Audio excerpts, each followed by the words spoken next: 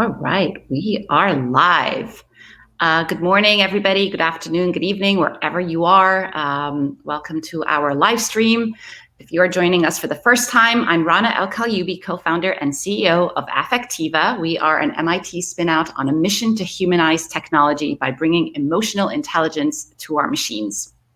I'm very excited for the conversation we're going to have today, but before we do that, you may have seen on my social media that the paperback launch of Girl Decoded was yesterday. Here's the paperback. It's really kind of cute. And we are doing a book giveaway. So we have 2 books to give away on this live stream. So engage with us in the conversation, and we are going to announce the winners at the end. So the conversation today is going to be focused on one of the applications of our technology, media analytics, where we are all about trying to understand the emotional engagement consumers and users have with content. And I'm excited to have Tom Noble, who is the President and Chief Strategy Officer of CloudArmy, with us. Hi, Tom. Thanks for joining us. Oh, yeah. Hi. Pleased to be here. And of course, Graham Page, who is the Global Managing Director of the Media Analytics business at Affectiva. Hi, Graham. Hi, Rana. Hi, everybody. So you are both based in the UK. How are things over there? Never better. I heard the sun is out today. We're going to. Everything's good. Yes. Yes. We can even have people in our backyards. 6 of them. That's amazing. Yeah. Indeed, bit of light at the end of the lockdown tunnel for us, at least. I know that's not necessarily the case in many parts of the world. So certainly sympathies to anybody that's still under a lot of lockdown. But yeah, we seem to be just beginning to come out of it a little bit. Yeah, it is. Things are opening up here too. I have to say that the warmer weather helps just, emotionally, right? It does. So there's a massive mood changer over here, of course. Always has been in England, doesn't it? Right. Yeah. Totally. So I am in the company of 2 of the pioneers in the neuromarketing space. I know, you both have known each other for a very long time, but Tom, you and I met in, I guess, 2011. You have a story to share about that. So why don't you do that? Well, you mean that we had dinner, but you only had the appetizer with me and then went off somewhere else for the rest of the meal. Right. I did a double date, but the date was with my mom. So, but yes, we met a while back, very early on in our journey at Affectiva. Why don't you share a little bit about your background?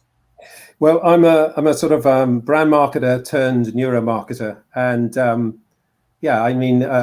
interesting. Graham and my paths crossed about 20 years ago, and we've been rivals, competitors most of that time, actually, haven't we, Graham? Until now. Right. But, a lot of mutual respect, hopefully, certainly from my side. But I've spent, I suppose, the last 20 years having been a kind of marketer with people like GSK and Disney and Diageo, getting very frustrated about creativity and wanting to find better ways to test the sort of more intuitive responses. And I spent the last sort of 20 years with neuroscientists and computer scientists around the world in exploring different methodologies and different ways to try and get better at finding richer, fresher insights from these new techs, science-based and behavioral techniques, and adapting them for kind of commercial outputs. And today, the CloudArmy business, in which we're just talking about today, our kind of mission in a way is to try and make online neuro testing a kind of day-to-day reality. And we work not just with brand owners and other research partners, but we also work increasingly with creative agencies, design agencies, innovating companies to help their creative optimization all the way through the process. So we're very much in that kind of mold of test and learn, using these techniques to kind of refine ideas, concepts and things right the way through the process, rather than just be testing at the pre-launch and then finding out, I wish we'd done this, months ago, and we've got something here that we can't now change. Oh my God. So that's us. That's what we do. We have a platform which is already loaded with a lot of tools, particularly things like eye tracking and a whole array of implicit response and association, rapid response type tools, and now facial expression, facial coding too, which adds an extra dimension for us in that kind of temporal, moment by moment kind of way that it does. So we're very excited about this relationship. We're excited about sharing some interesting stuff with you today. Well, I hope you find it interesting as a kind of little taste of the kind of things we can do together. Over to you. That's awesome. Graham, why don't you share also your, like, I want to have a little bit of a discussion around how the neuromarketing landscape has changed over the last 10 years. Yep. So perhaps, Graham, why don't you share your background as well? I know pretty sure some of our listeners have heard you here before, but for those who haven't, what was your kind of entry into the neuromarketing space? Yep, no, happy to do that. And yeah, apologies for those who may have heard it before, but no, so as Tom was saying, I go a long way back, kind of to the birth of the neuromarketing industry as it was. So I spent a lot of time at Millward Brown and Kantar, so working in the research industry around kind of brands and advertising. Similar to Tom in many ways, but I did a lot of work looking at what the different methods from cognitive neuroscience brings to the research industry and the brand and ad research industry.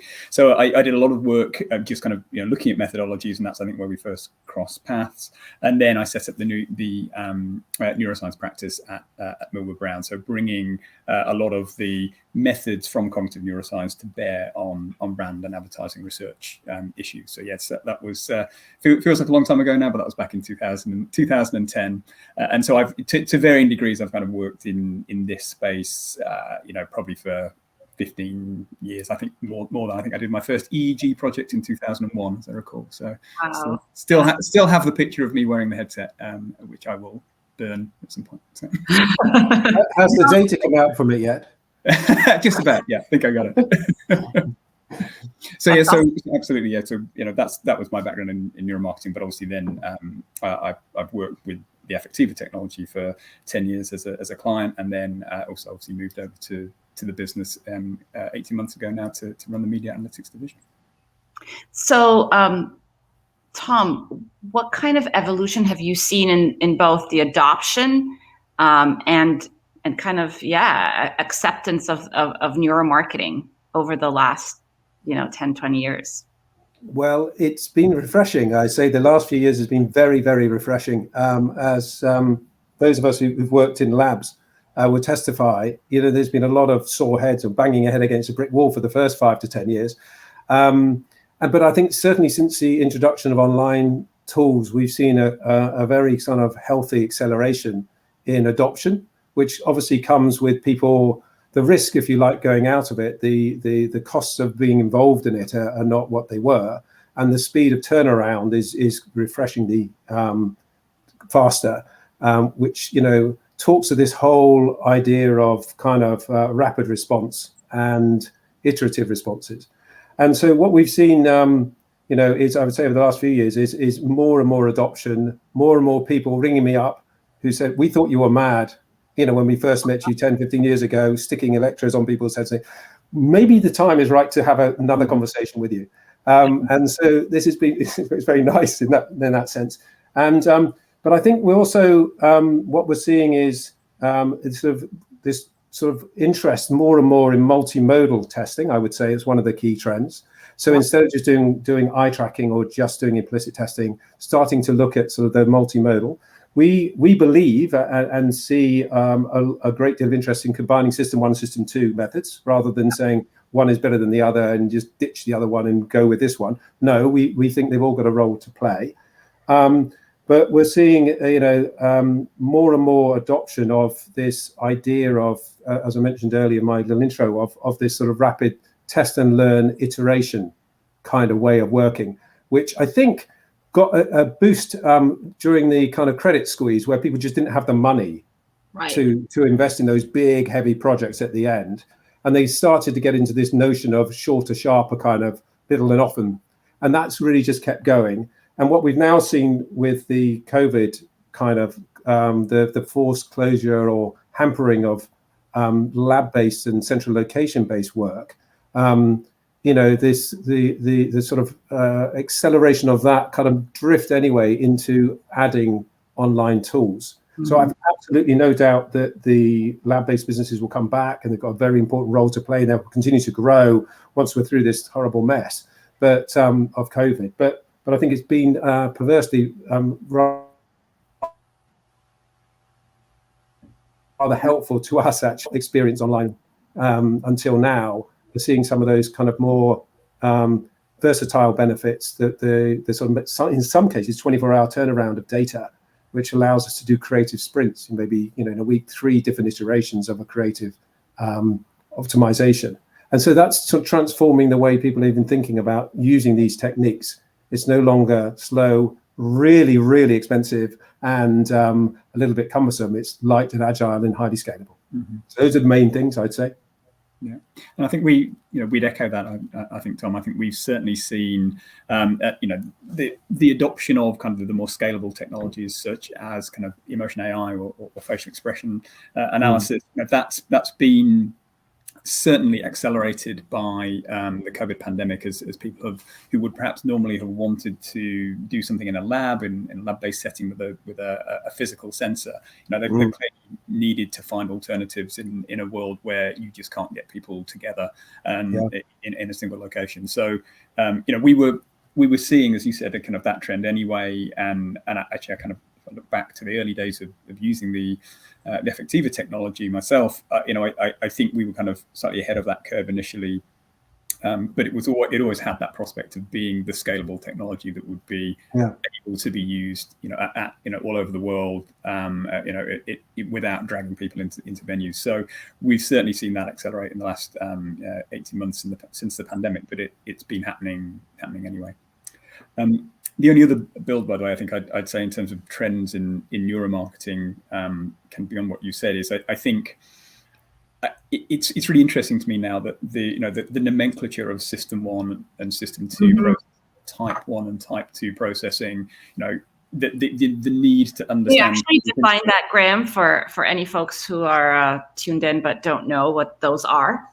Sure, can absolutely. So there's the idea that probably has been most popularized by Daniel Kahneman in books like Thinking Fast and Slow. There's this idea that the brain essentially has, if you like, kind of two types of processing: the kind of fast, intuitive, automatic processing that happens very quickly and very effortlessly, and a lot of our kind of instinctive emotional responses fit into that category. And then there's a kind of Type 2 or System 2 processing, which is more considered and abstracted and effortful. And that's often what we think of as thinking in kind of layperson's language. But that's actually only part of the picture. So there's this idea that both these systems are actually working together. You always have a System 1, Type 1 reaction that then you kind of think about a little bit harder with Type 2 processing. And there's this acknowledgement, I think, that's happened over the last certainly 10 years that both those systems are really relevant for decision making. And it's interesting to me that when research briefs are written now, one of the first questions that they'll often ask is, okay, how are you going to measure Type 1 or System 1 processes? How are you going to measure unconscious reactions? Whereas 10 years ago, when we started, we were often the ones taking that thinking to clients and saying, okay, look, this is why we need to do this, because there is this whole system decision making that you're probably not tapping into with the current work. So that's been, I think, a real change over the last 10 years, is that's become a mainstream concept. And as a consequence, there's greater interest in the kind of technologies that CloudArmy and Affectiva bring to bear. Yeah, sorry, Ron, go ahead. Go ahead. I was going to say there's one other thing as well, I think that I kind of alluded to, which is, what we're seeing is the creative industries themselves interested in, if you like, taking back control to some degree of the creative process. And so we work, as I say, increasingly with creative teams who are looking to evolve that creative through the process, and will present back to their brand owners, if you like, at key stages using their methodology, and and sharing that methodology with the brand owners. And more often than not, we're seeing traction where that methodology then becomes used by the end brand owner as well, because it's a kind of more in tune with the creative process, if you like, is measuring things that are kind of non-conscious intuitive level, which is the level at which the creatives are actually trying to design and create. So once you get over the hurdle with creatives whose initial reaction is, what, you're a neuroscientist and you're trying to get us to do things by numbers, are you? You say, no. Let's have a conversation about intuition and where that comes from. And once you've opened that conversation up and they realize we're measuring the very thing that they're trying to induce and trigger, it's a very different conversation. Not always, but increasingly we're having some joy there. And I think it's very refreshing and a different kind of approach. Yeah, I love this. We have had many conversations over the years on how to break into the creative process and work with the creators of content, as opposed to kind of the brand owners or the marketers, which is where a lot of our work ends up being. So I like this concept of a creative sprint, and how do you kind of use this technology to inform decision making and iterations of the creative process. Very cool. And I think there's one other area of kind of creativity that is also starting to sort of impinge and getting traction with, which is the whole behavioral science kind of area, which has had an interesting relationship with neuro, and a lot of people, myself included, thinking, well, how do these two things fit together? And the way that we kind of talk about neuro with our clients, and we work a lot with behavioral science agencies who come up with creative nudges, etc., is that the creativity that goes into coming up with ideas that are kind of embedded in heuristics and so on. So they're smart strategies that they know are more likely to trigger the desired action or behavioral effect. The role of neuro in that context is to help assess which of those is the most compelling, which of those is most likely to actually deliver in the marketplace. And trigger the kind of feelings and attitudes and induce the behaviors that are part of the brief. So those two things coming together is again something that we see, and I think that is also very exciting. Absolutely. So let's talk about our partnership a little bit. Who wants to go first? Graham, do you want to share a little bit of background on how this connection came about and where are we with the partnership? Yeah, absolutely. So obviously, we're.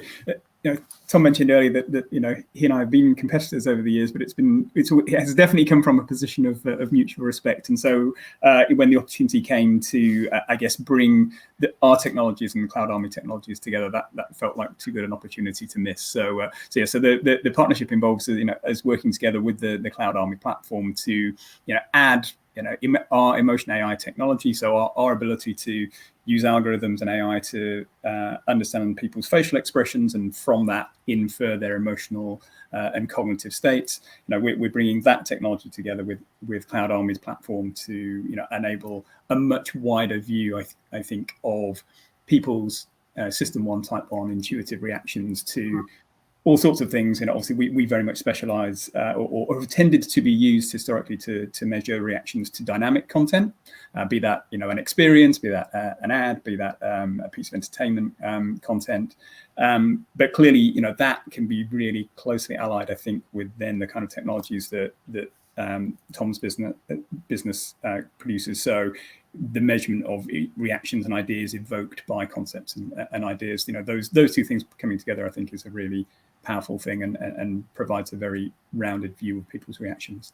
So that's the idea. Tom, why don't you talk a little bit more about kind of your thoughts on this and yeah, good idea. Thanks, Graham. Yeah, I mean, from our perspective, essentially what we have on the Reactor platform, the CloudArmy Reactor platform, is an array of different tools that are designed to answer different kinds of questions, attentional questions, perceptual type questions, and behavioral type questions. But a lot of them are sort of grounded in our kind of deep commitment, if you like, and investment in implicit association type testing, of which there are many types and forms, and we have many different types of paradigms, rather than say one specific way of doing it. The benefit of the implicit type of reaction time testing is it's incredibly adaptable to answer all kinds of different questions that researchers have, and not just researchers, politicians and educationalists, and now lawyers, etc., etc. And and so it's probably the most widely. So most of our solutions have somewhere in their combination of tools together some form of implicit response, often 2 or 3 different types of implicit type responses. But what's missing from that is a kind of moment by moment kind of metric. And having been born with a sort of EEG, a lot of EEG sort of work in my earlier days, that the ability to have temporal data is really, really valuable and invaluable in certain types of work.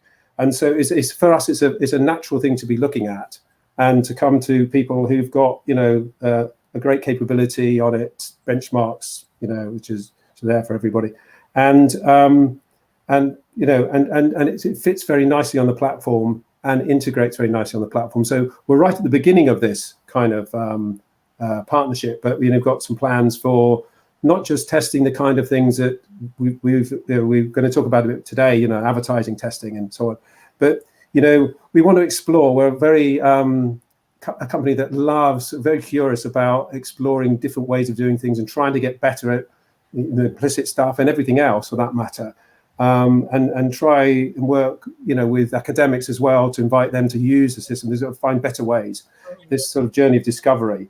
And I think that things which appeal about facial expressions, when we're doing work, for example, on sensory work for people's reactions to new scents or aromas, or to different textures, or to flavors, ghastly flavors or delightful flavors, those kind of instant reactions seem to be something we could add to the mix. And concepts, so innovations of all sorts. And I've spent a lot of time in my earlier life testing still concepts, but to animate those concepts and make them into this dynamic kind of, 5 or 10 second thing, you get more of an unfolding. You can actually pick up perhaps some of the reactions. There were some of the ideas, they may be, unworkable, they may prove valuable, but those are the sort of things we'd like to be exploring with you guys going forward. Yeah, that's very exciting. So we have people joining us from all over the world: Boston, London, Bangalore, Toronto, Cairo, Cornwall, Sao Paulo, Brazil, Stockholm. So hi, everybody. If you are joining us, please drop your questions in the feed, and I will tackle them in a bit. So let's turn our attention to, and my mom's on too. Hi, Mom, from the United Arab Emirates. So we are going to talk about one of the ads we tested. So why this particular ad, and perhaps we can dive into some of our findings. Great. So in testing something, just to kind of illustrate and give a flavor of what the combination of these tools can do together. We were looking, weren't we, Graham, for something that sort of told a story that was a classic use of facial expression work, and also the kind of stuff that we do a great deal of too, and put the two things together. And a lot of the people often ask, where's the greatest value come from using system one type tools, and I mean there are different answers to that question, but I would say that one of the areas is in creative testing, and particularly in ad testing, and particularly in ad testing where there's an emotional kind of component. Is a very important element to the ad. And so it just so happened that this ad popped up, the Cadbury's Creme egg ad, and it popped up because there'd already been a bit of controversy about it. And so we thought, well, why not take that ad and put it through our test and share some of those kind of learnings with you guys.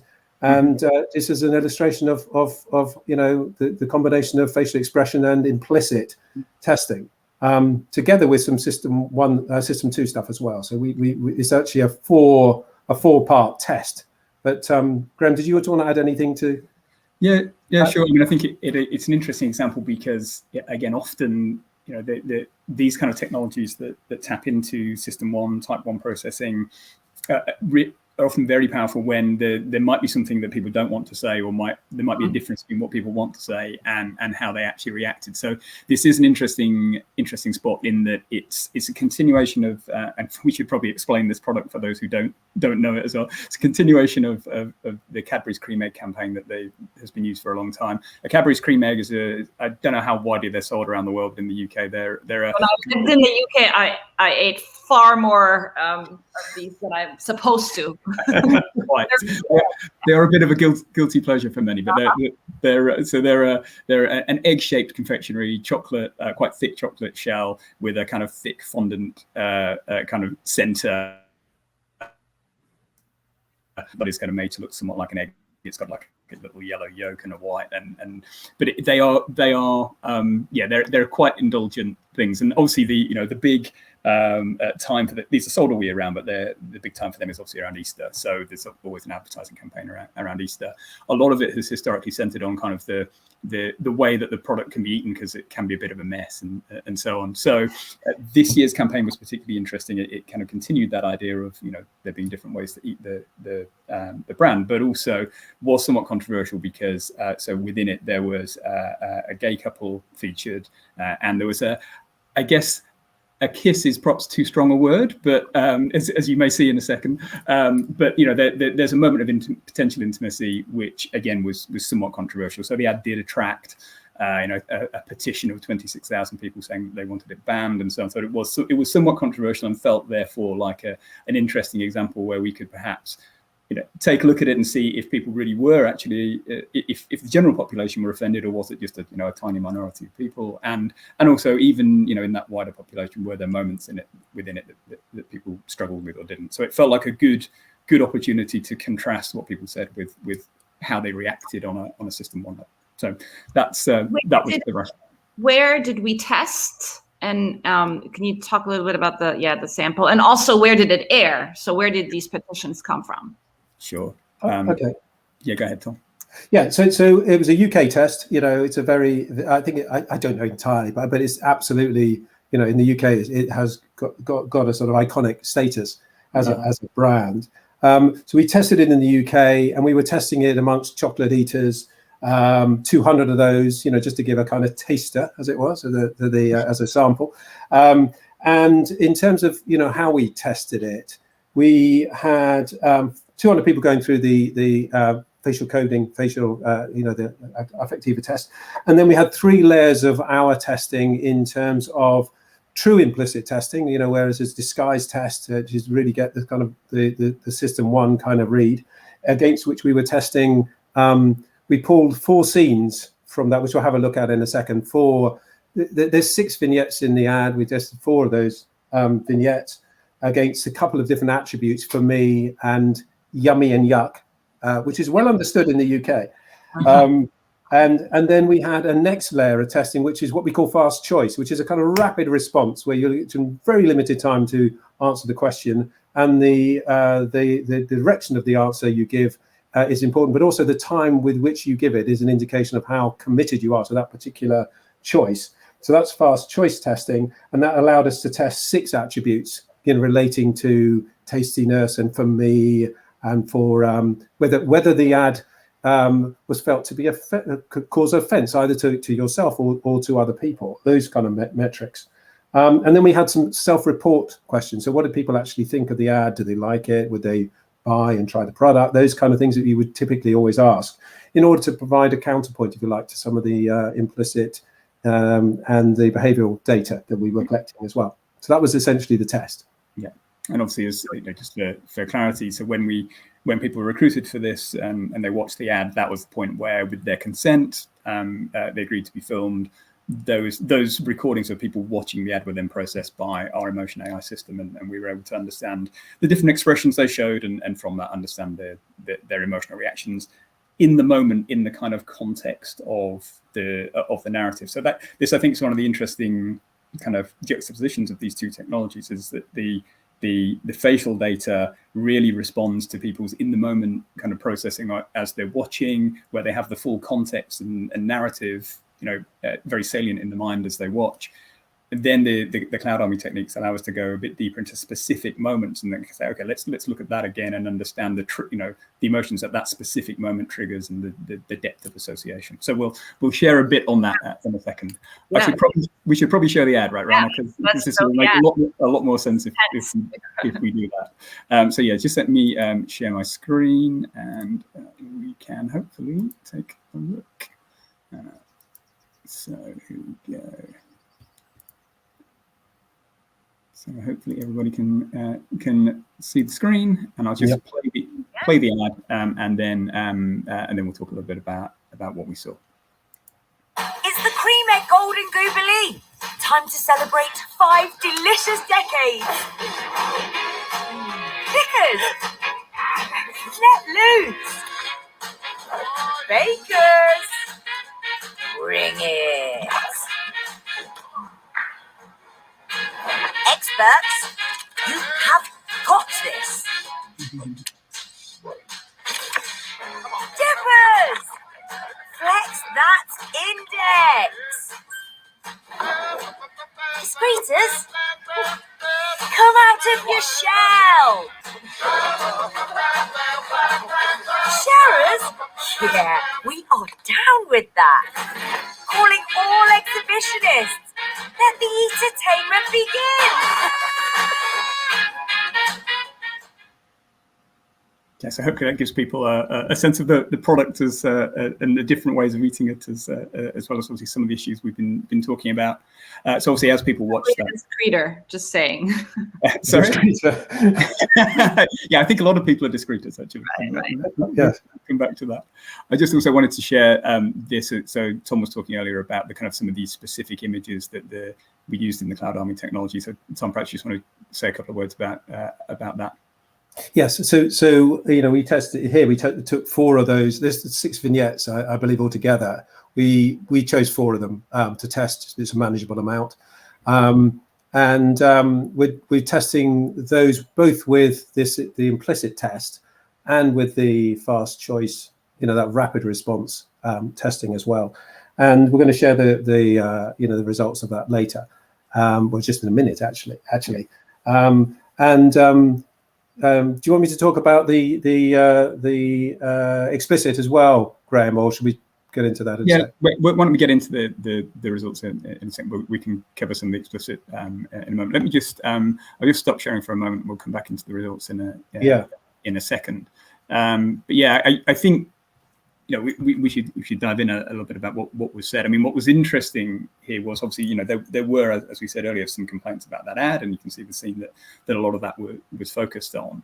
I think what was interesting was certainly when you took those explicit results from the survey, Tom, it was clear, wasn't it, that actually the majority of people did not say that was an offensive ad. Certainly in the UK population. Correct. We saw most people saying, actually disagreeing quite strongly that it was offensive. A few more people actually said, other people might find it offensive, not me. But still, the majority of people didn't think it would be offensive. And actually, many said it was quite progressive. So I thought that was it was interesting, just based on the explicit questions. There didn't appear to be an overall problem with that. It was, as you say, progressive was something that came out. They liked it, and they would purchase the product and everything. So nothing to give you sort of not to ring alarm bells, put it that way, to the extent that the complaints actually suggested otherwise. But I guess, as you were saying earlier, Tom, what people say explicitly isn't always right. The whole picture, right? So I think it was then interesting to kind of get into what some of the more implicit measures said, and I thought it was quite interesting that actually the implicit measures did highlight some negative responses to certain scenes, but overall it kind of suggested that if people have a problem with the ad, it's not necessarily because they have a problem with that scene of the gay couple sharing the product. It might actually be more to do with the fact that people are a bit grossed out by some of the eating behaviours that were being shown. So if there was a negative reaction, it wasn't perhaps for the reasons that you might think, given the controversy.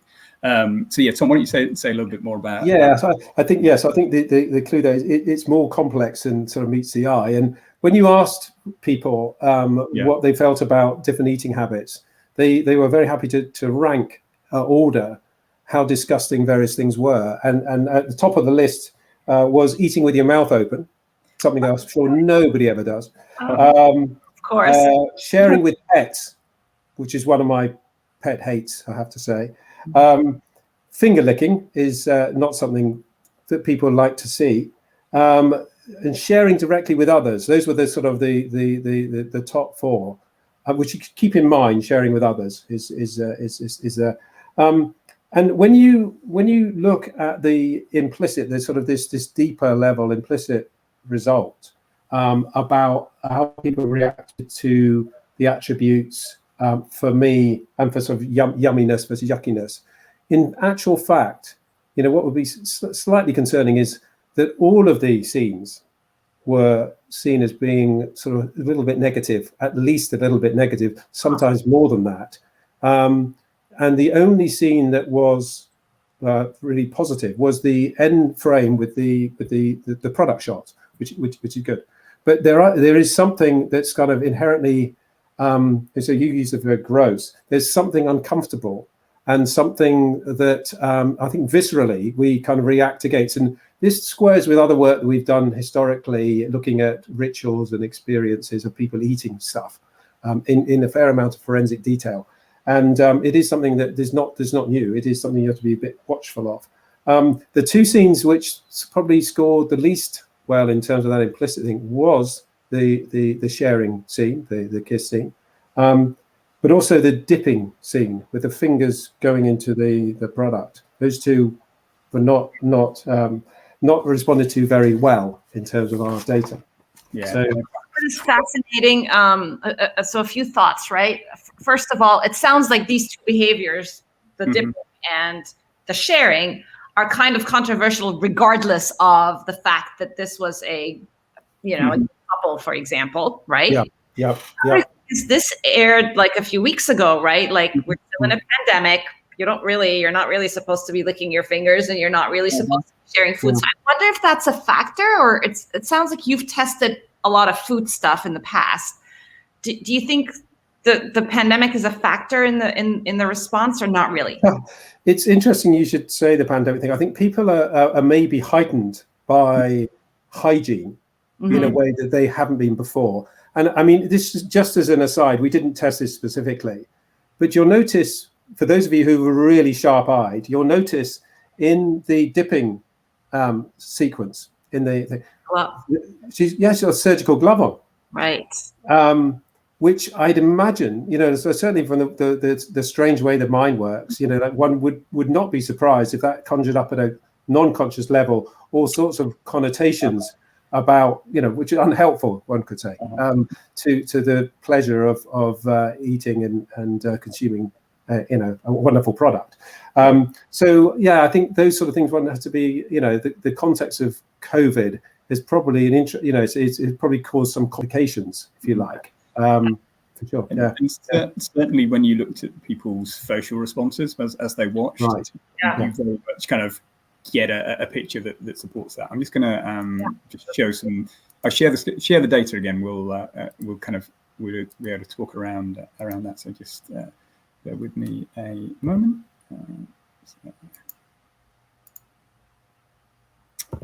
So just to give people a sense of the data. So these are the results from the emotion AI from the Affectiva technology. We're looking at two expressions as people watch the ad here. So the green line is people's smiling response or smiling, and the blue line is people's brow furrow responses. So one obviously generally a positive signal, the other more generally a negative signal. And you can actually see the way these things change is kind of interesting. So that moment of kind of the dipping moment of the character kind of dipping her fingers in the eggs and then holding them up so she can lick them off. Clearly, you see quite a strong downward movement in the smiles and an upward movement in the frowns, and that's by far the clearest, I think, transition moment in the ad. The moment that was kind of complained about by some, the gay couple and them sharing the product, yes, there was a bit of an uptick in some of the frowns, but actually you didn't really see the smile trace decline, and certainly it's a less. There may be a bit of a negative reaction there, but it's certainly a less clear signal than the signal that we're seeing for the dipping moment. And in contrast, actually, there are a couple of other moments that are actually a little bit more positive. So there is a kind of an uptick in smiles when people are kind of showing the kind of licking moment, and actually that's probably, I think, the most common way of eating these things. So there might be some empathy there. And then, as Tom was saying, actually the product scenes towards the end, the product being shown, and so actually, again, we're seeing upticks in positivity, at least on people's faces as they watch. So it kind of in the moment, it certainly seems to suggest that the strongest negative response is actually to that kind of finger dipping moment, and actually there's that seems to be a bit more muted when it comes to the more potentially controversial moment. So I thought that was pretty interesting. Tom, do you want to just say a little more about the implicit results? Yeah, so I mean, maybe should we flip to the fast choice results? Remember, this is there's a rapid response test. You can see there, this is based on average, this performance against average, but the sharing and the finger dipping are the ones that kind of not performing as well as the other two. It's interesting that I think that just picking up what you were saying then from the facial expression work, the licking is the one that a lot of people identify themselves as Cadbury Creme lickers. It's not just you, Rana. So it is a very common way to, and I think it's probably the simplest and the least messy way to consume these things. So maybe that has an inherent advantage, if you like, in terms of their overall kind of halo effect of the responses we're picking up. But you can see some challenges there with the sharing. But at the degree to which that is to do with the depiction of a gay couple versus that idea that there's a product there that they're both sharing directly in a fairly sort of uncomfortable kind of way, it could be just as likely that that's the root of the challenge, which you get with the finger dipping thing as well. You get a negativity there. So it's, I think the short answer is, it is more complicated than just, a reaction to a gay couple. Yeah. There's other things going on there that one might need to be watchful of, in the context of whatever the intent was in the ad, because we don't actually unfortunately know what the marketing team and the ad team were actually trying to achieve in terms of how provocative they were hoping to be, and whether they were hoping to stir things up a little bit to get social media, whatever. We don't know that, but certainly the results suggest that there's a potential challenge there to depict the rituals in a way that may not be the most kind of motivating. There may be other ways to have the same impact, if you like, but create the ritual but do it in a slightly more positive way. Yeah, that's very interesting. So we have a question from Jordan. Hi, Jordan. Thanks for joining us from the Affectiva office in Boston. Are you able to disaggregate the database on identity? So if someone identifies a certain way, are we able to see their response to the gay couple? I guess one of the ways we do use this technology is to be able to break it down by different survey factors and answers. So have we done this kind of analysis in this particular case? Oh, no. I mean, in fairness, I think, Graham, you can chip in, but we were doing this just to highlight in this the live stream, the way that you can look at different layers of data, and in the knowledge that what we know from David Ogilvy's time, that people don't think how they feel, they don't say what they think, and they don't do what they say, and therefore having these extra layers of non-consciousness data is actually helpful in sort of decoding the whole thing. But we haven't gone as far as, we're not pretending this is a N 10,000 study where we can do multiple breakdowns and things like that, which would be lovely to do, but that's not what we've done here. But certainly the possibilities are there to do more granular, more forensic looks. Graham, you? I'd agree with that. I mean, clearly, we can load the variables from the questionnaire into the dashboard and cut for our data and yours and kind of cut them different ways. But to have a really conclusive view, you'll need probably a larger number of people than we had in this particular case. I mean, there were some directional differences. I mean, for instance, men probably responded slightly less well than women. Again, it's interesting to understand that that's potentially to do with reaction to what's being depicted. It might also be just the fact that the brand, the product probably skews slightly more female in its usage. So there could be, again, a number of reasons for this. We did find interestingly though that if you kind of looked at the people who kind of identify themselves as, for instance, people who eat in a particular way, or there were a group of people that were kind of like the discreeters, so the people that were kind of secret cream egg eaters. Right. We did take a look at those, and actually I'm just going to quickly share that example just so you can see. But it was interesting that clearly, this idea that the ad is tapping into the rituals of the user is really interesting. So those people that were kind of identifying as the secret cream egg eaters were clearly showing a stronger reaction to pretty much all the eating scenes, but very much that kind of licking scene, and also the scene that referenced them, the discreet, the secret eater. How do you know? So we asked them. So Tom can say more, but we asked them in the survey which of the different forms of eating that they identified with. So yeah, you can see. That is awesome. Yeah. So let me take a few more questions. Did we actually share these results with the brand? Not as yet.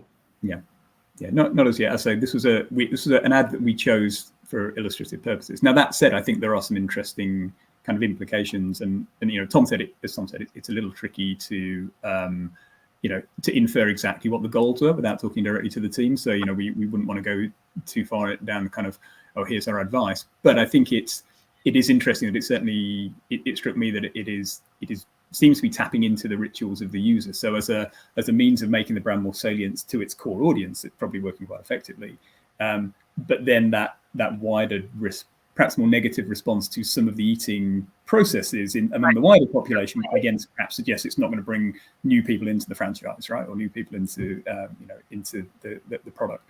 But Tom, were there any things you'd add to that in terms of what we might have said to the team? No, I mean, I think that one of the things we did do, which I didn't mention up front, was we chose to test the ad silent and with the voiceover. We had a suspicion that maybe the voiceover was potentially polarizing or just interesting in a sense. And we actually did more and more work in audio and music and stuff like that, because it's like one of those things that's always seems to be last considered, by the agency, but has been difficult to test using traditional methods. So implicit testing and potentially now facial expression testing of music and voiceover, I think it's a very rich and fertile area that we're very keen and very enjoy doing. It was very interesting, the results on this, because we got virtually no difference between the with and without audio, which itself is I've not really seen that quite like that before. You normally have a profound difference, or certainly a significant difference at certain stages.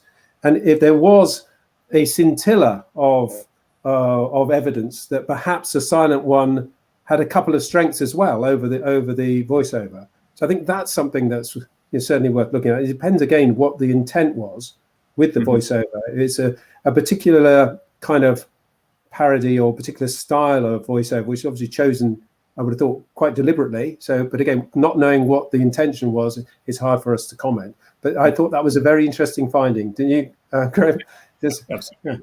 Yeah. You would typically expect that an ad without voiceover, without that added explanatory element, would struggle more. So again, it just makes you wonder to what extent that was adding huge value to the final version. But again, that would be something we, as you say, we talk to the team about. But it's certainly true that we've seen in lots of the the work that we do, particularly in advertising, that the soundtrack and the voiceover can make a huge difference. So even the music in particular also makes a massive difference to the emotional response. Different soundtracks to the same visuals can absolutely produce a different emotional response with different music. But even things like the balance of music versus dialogue can make a difference. There's a case I can think of recently where there was an ad that was specifically actually it was deliberately in a foreign language for the market it was playing in, and it was because it was trying to kind of evoke the spirit of the country of origin of the brand. And so there was one version of the ad that had quite a high foreign language soundtrack and low music, and then there's another version which actually had quite a louder kind of soundtrack that really kind of suppressed the audio a little bit. And actually, people found that latter one, I think, easier to deal with, because they stopped trying to work out what the voice was actually saying, and actually just kind of went with the spirit and flow of the narrative and the music and the feel that the music gave them. So it can make quite a big difference, even quite subtle changes. Yeah, I like Simon's comment. Thanks, Simon. The voice, style, tone, and music are powerful emoters, and in some case, they can even override the visual, even if that's our first sense of truth. I feel like I love that comment. And I think what this kind of pilot test is demonstrating is that it's a partnership with the creative team, right? Like if the creators of this, of this particular ad had access to these results early on in the iterative design process, perhaps. And again, we don't know the intent, so it's hard to say. But this interplay of this like really visceral responses to these eating rituals with like this other dimension of the gay couple, like it's kind of it's kind of interesting to be able to decouple these early on in the design process and then make decisions accordingly. One last comment on the voiceover is that just to be clear. We noticed no difference in the attributes that we were testing and the reaction we were testing. That doesn't mean to say that they may have at the agency and the client a very different array of attributes and associations, which all came through very, very strongly. We just don't know that. It's just like, the things we felt were important for this little pilot, there was no resonation there between the difference between the two. That's a really good point. So Gamila has a great question. Do we know if the responses varied by age? We'd have to look at that, and if we did, we'd just get directional differences because we didn't quota for that. I'm afraid. So but a good question, because I guess the hypothesis being that there could be quite different reactions to different generations, maybe. Yeah, I mean, again, directionally only. Again. Just looking at the stuff that I looked at in the dashboard, there was a strong positive response amongst both old and younger groups. Again, just directionally, and if anything, it was the slightly more middle-aged groups that were responding less well. So perhaps not quite going the way that people would think, right? You might expect, stereotypically one might expect younger people to respond better and older people to respond less well.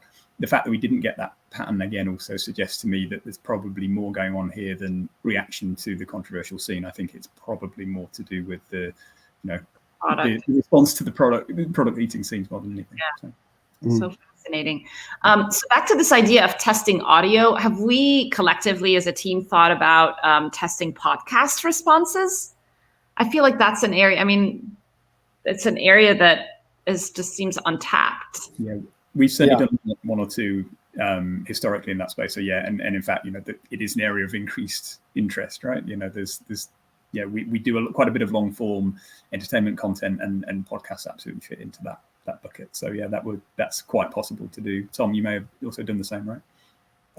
Yes, I think there's an interest in in podcasts and advertising. The voice overs from the protagonists from the broadcast or the podcasters versus professional ads. Yes, clearly there's a difference there, and clearly there are things that could probably work in that regard in some respects, but there's also some concerns that maybe they wouldn't. How believable is it to the audience that the message which is being given across, the advertising message is is believed in. I mean, that's those sort of things you can imagine. There's an interest already in that space. Very cool. All right, so we should start wrapping up.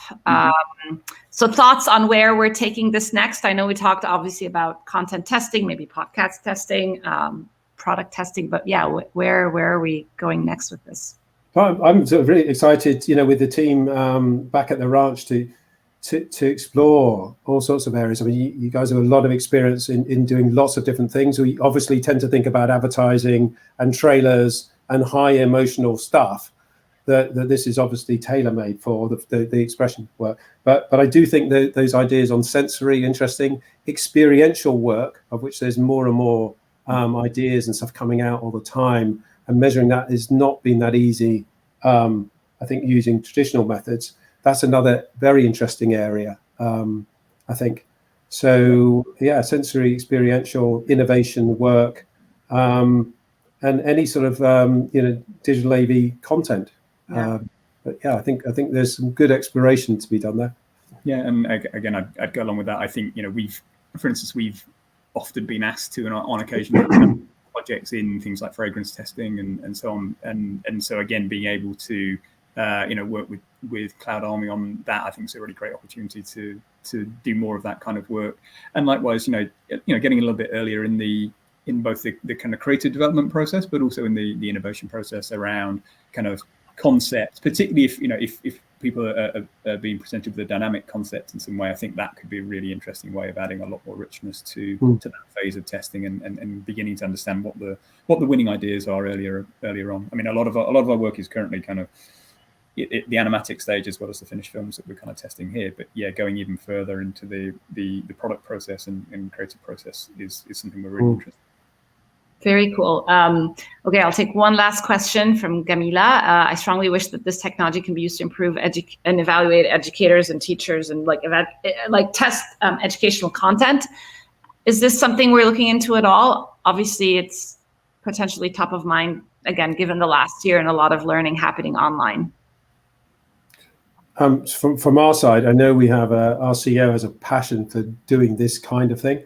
And when you think of the genius kind of creativity that goes into educational, into advertising, for example, to simplify a very complex product or a service or an idea, just in a few seconds, or just as a still with a caption, you think that there's an opportunity. There must be an opportunity to find ways of harnessing these technologies to help improve the quality of education. Make it more exciting and more compelling for whoever it is. Yeah. I'd agree with that. I think actually it's slightly, concerning in some ways that that a lot of the work that we do is with advertising as opposed to education, right? There's such an opportunity to perhaps improve the engagement with that kind of work. And I guess this is just to bring us back to the point we started with around scalability. I think one of the nice things about these technologies is because they are virtual and cloud-based and online, the barrier to entry and the costs involved in these technologies are significantly lower than perhaps people may think, right? So I think that opens up, I think the possibility of going into more, it feels like education and so on, where again, budgets are going to be, under a lot of pressure. So yeah, I think these technologies actually have absolutely got a role to play there, and I'd absolutely love to see us do more of that. Awesome, great. And I'd link politics and government policy and those sort of areas to this as well. Yeah, absolutely. Because you could look at people's responses to vaccination, for example, and responses. Like, people will tell you, yes, we'll get vaccinated or not, but what are people's true, how they feel about all of this, and that's right. And how do you nudge them? How what's the most successful way to nudge them? Going back to the behavioral science kind of evaluation and optimization. Yeah, totally. We've done a little bit of work on that, so perhaps that's for another podcast. But we'll do that. Yeah, Eric's question, with content testing, I'm wondering if there are any plans to tie personality science and buying behavior. Absolutely. We should actually do a different live stream looking at how these emotional responses to content tie with purchase behavior and other sorts of outcomes. Yeah, no, absolutely. We know that, and I'm sure, Tom, same for you, we know that there are indicators in the emotion data that we get that are predictive of buying behavior. But I'm sure there's a longer session we can do on that. And Tom, happy to talk to you about that too. Yeah, Rick is actually saying, if you're interested in higher education applications or a potential pilot, let's connect. Absolutely. We are very interested. So we'll make sure we know how to find you, Eric. Thank you for the suggestion. All right. So we have our winners for Girl Decoded, the paperback version. Gamila, Shobari and Michael Lucent. Thank you so much for joining us and engaging with us today. We will make sure you get your signed copies. And if you have not read the book, please order it. It's available everywhere. And let us know what you think. And thank you, Tom, for joining us again. This was awesome. A pleasure. Thank you. Thank you very much. Cementing our partnership together. Great stuff. Thank you. Thank you. Thank you all for attending. Thank you. Absolutely. Yeah. Thank you. Stay well. Enjoy the spring.